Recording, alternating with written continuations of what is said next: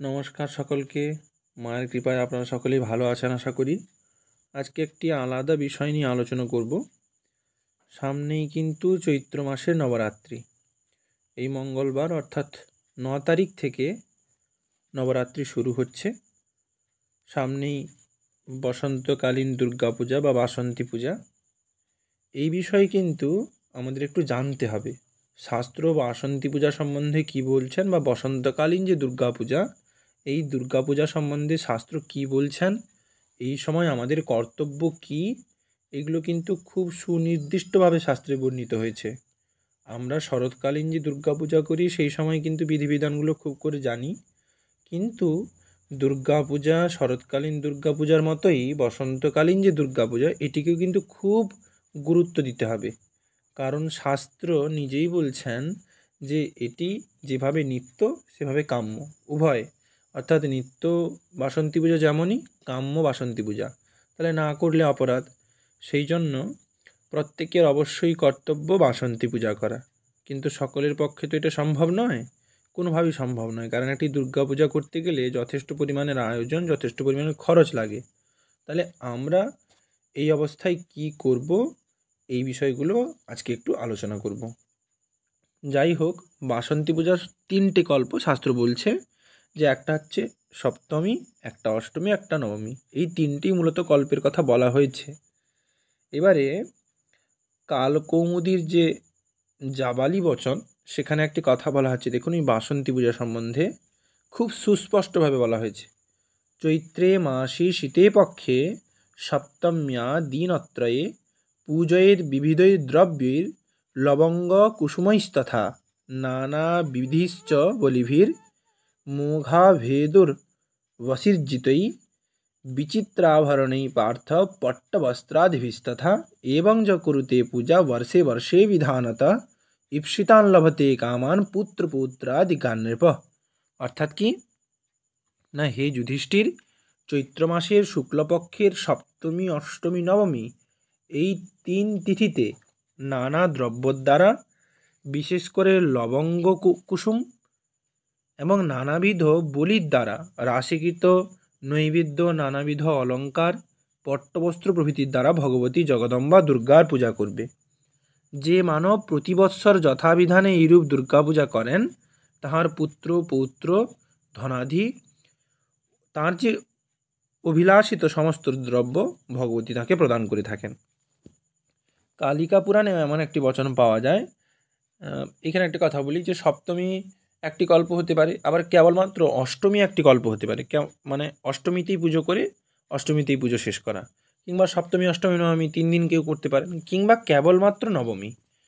এই বাসন্তী পূজার অষ্টমীকে অশোকাষ্টমী হিসাবে বলা হয়। এই সম্বন্ধে কালিকা পুরাণ বলছেন যে শীতাষ্টম্যান্ত চৈত্রস্য পুষ্পৈস্তৎকালসম্ভবৈ অশোকৈরপি কুর্যাৎ মন্ত্রনানেন পূজনম ন তস্য জায়তে শোক রোগ ব্যাপ্যথ দুর্গতি।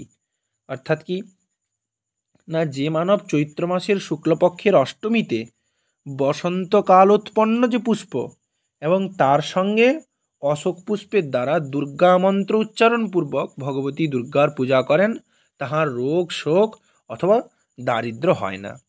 খুব একটি সুন্দর কথা। যাদের সুবিধে আছে, যারা পুজো করবেন, তারা অবশ্যই অষ্টমীর দিন অশোক ফুল ভগবতীকে নিবেদন করবেন। আর বসন্তকালীন পুষ্প তো যা হয় তা তো নিবেদন করবেন এমনিতে।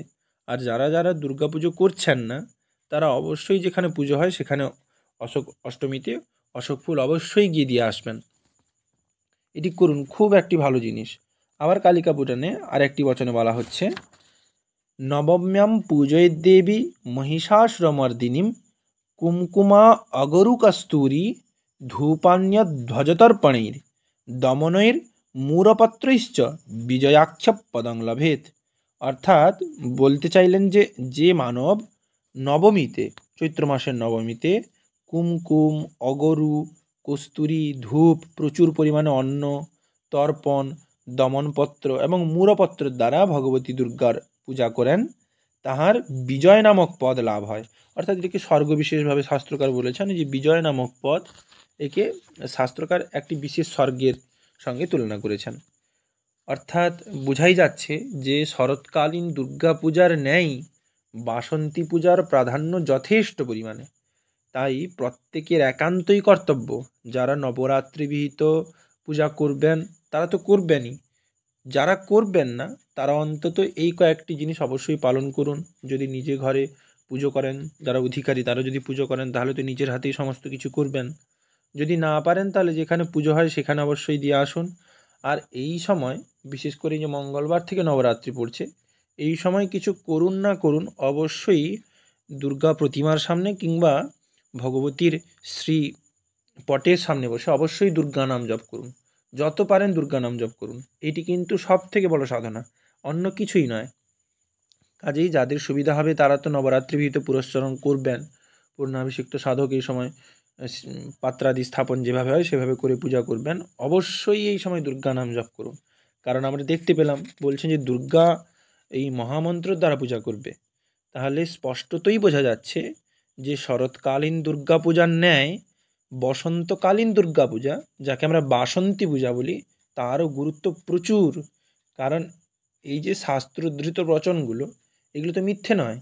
কালিকা পুরাণ বলুন, তারপরে আমরা যেটা জাবালির বচন যেটা দেখলাম, এগুলো তো মিথ্যে নয়। কাজেই যারা যেভাবে পারেন সেভাবে ভগবতীর পূজা করুন, সেবা করুন, অর্চনা করুন। দুর্গা সহস্র নামার্চন হতে পারে, কুমকুমার্চন হতে পারে, পুষ্পার্চন হতে পারে, অক্ষতার্চন হতে পারে। যার যেভাবে সুবিধা সেভাবে করুন। যারা দুর্গা মন্ত্রে দীক্ষিত তারা তো অবশ্যই এই সময় পুরস্চরণ করবেন। অতএব সকলে মিলে নবরাত্রি বিহিত ভগবতীর পূজা করুন। না পারলে সপ্তমী, অষ্টমী, নবমী, কিছু না পারলে অষ্টমী, নবমী কিংবা একদিন করে অবশ্যই পূজা করুন। কিন্তু অবশ্যই দুর্গা নাম জপ করুন, প্রত্যহ দুর্গা নাম জপ করুন। 10,000 করে অবশ্যই দুর্গা নাম জপ করুন, এর ফল অবশ্যই পাবেন। আর কেউ যেন মায়ের কাছে কাম্য কিছু চেয়ে বসবেন না। ভগবতীর পদে ভক্তি, শ্রদ্ধা এইগুলোই একমাত্র চাওয়ার। সকলেই ভালো থাকুন, সকলের পূজা ভালো কাটুক। জয় গুরু, জয় মা।